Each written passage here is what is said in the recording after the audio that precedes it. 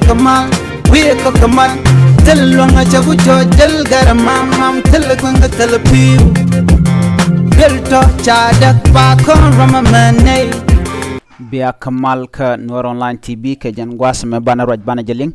roj dana balinga jan gwasme roj mishala denene de ni weshan shal ke Gabon dang wero shika kweren wosh ka bom ka shang kwingweni ka shang mishala do shagwe shaga yor ka cha ladan wo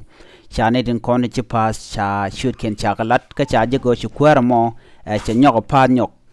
wa shikana lado shine kwermo shine gor en lerme jon le dan banaling ka jan gwasme mi jiram jidit gore jin bi jan nyaka ne di ko ken ko de lere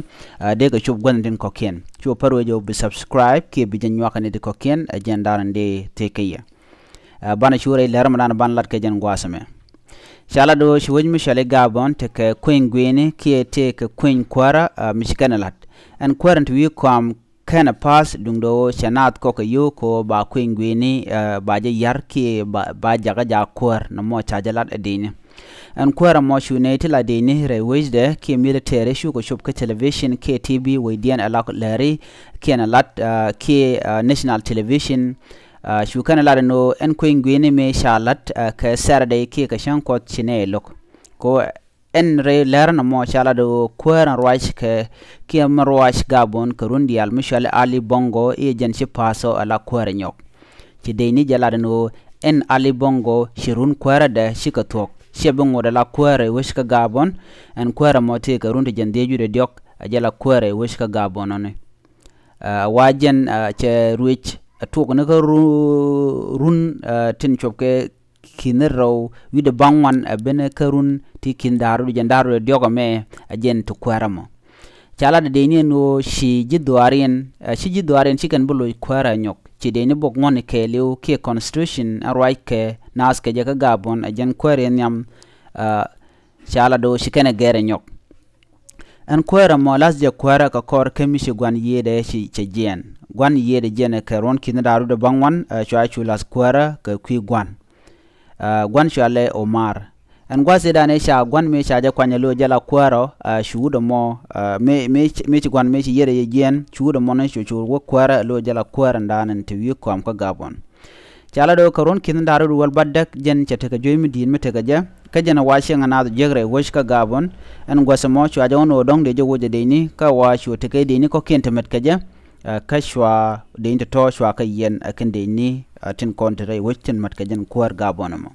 antama ka jen chanka bakel ke ka chankot chala do sha kwar Gabon mo chaja kapchong de ni ti shop ko waro te la military to kwart di de long re kuma ka Gabon chikaro ila de no to gan tama sha ngot cha ka ger ka sha kwar mo chaja kapchong chine regime da ki kwara wona ka shemane chine ga kapchong ko ken chiga Gabon chikana roi ka gwan bar ka chicken shonat chicken leslet let kan ngak ka do mi shi nyono dong de Gabon der ta kamal ena mo ron mi chala do cha kwara mo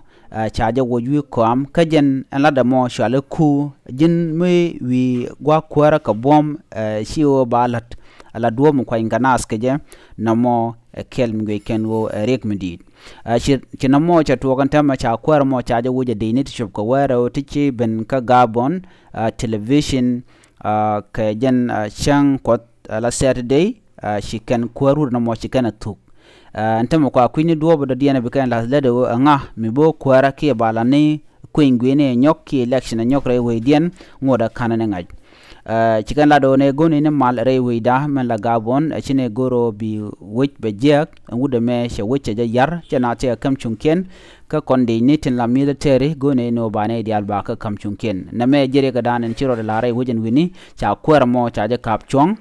kaletin jektin la da ko jan chiga jang manishi mane re kwara ka chaja jugo jin maladi e mijek mitran cha dollar be yene je ke be mijek be jalalet namo chagu jo mishal ke en woye dictatorship ko penenat mugwa mdongde kan jek kay yo misha election lat jin beriging ke bin kwingwin bi jaw yar nyono banat be ko yoko bu kula pada nyok ka jino telete go telede ne me jere ga danan ci togre yu ka Gabon tonga mi jiram jidit ken channel ma gore jin be nywane ko ken ko gor kono de rwantiti de ko reinen tin ko ken ko de ti ka shene tin content bina roje kayre winti gol ko cha kwer blen mi jek cha je gor re wishin dana tina stekatin ana me jen ndan tuok ka widen ko ken ala kwer mi sha kwan ka kwer la ja gore banat ba ka roje ka bom shio banat ba kam shun ken ana me ci gabon ci kana mo ka nguk ci ka kwer mo ci kana kapchong an kwer mo shi de la de ni shi rodian mat ken dial ko ba kwer mi jidid ba jo kwan mi bichung nen dial ba ka laslet no mo kel mi chala do kel mo gwa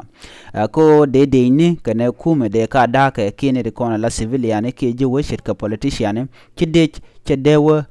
ka politik ko mu ko politik ba maj je usen gwasa mo bu kor bo ratin en ma chalat gwasa me chala let ken re mala telerek mishiro da latin re wich ka gabon wini me jira ma jedi ke jen channel ma gore jen be nyane ko ken en me jenda ni en ling gwa en go shideni wochen shwal ka gabon dang wero shiken kwarian wo ka bom ka shan ko ingwene ka sarade ke ka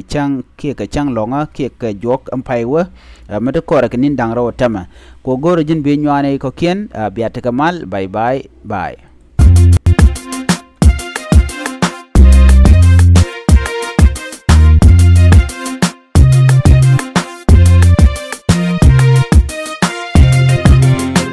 Chagu chut lom ko kamal we ko kamal